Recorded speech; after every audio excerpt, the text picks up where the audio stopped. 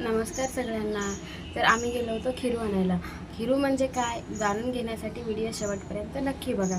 तर रविवार होता आणि सकाळी सकाळी मला इडली खायची इच्छा झाली, पण पीठ तयार नव्हतं. मग आम्ही गेलो इडलीचं पीठ आणायला आणि गुजरातीमध्ये इडलीच्या पिठाला खिरू असं म्हणतात. येता येता आम्ही कबुतरांचा ताफा बघितला आणि जोईला कबूतर आणि कुत्रा मांजर खूपच आवडतात, कारण नेहमी नेहमी बघायला नाही भेटत. बाहेरून आलो, जुईला नाश्ता बनवला, सांबारची तयारी केली. तेवढ्यात आम्हाला भेटला वडापाव, कारण शेजारी म्हणलं की देवाणघेवाण ही आलीच आणि चांगले शेजारी म्हणल्यावर तर अजूनच छान.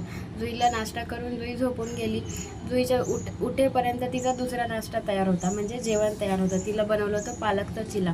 तर पालकचा चिला घेऊन मी तिच्या मागं खूप फिरली. खा खा खा, ती मला खूप फिरवत होती. मग शेवटी तिला खायला घातलं आणि तिच्या मेकअपची वेळ झाली. तर मेकअप करताना या दोघी इतक्या इनोसेंटली बसल्या होत्या. त्यांना असं वाटलं की मी फोटो काढतीये आणि त्या पोज देत होत्या. तेव्हा त्यांना मी सांगितलं की अगं फोटो नाही आहे, व्हिडिओ चालू आहे.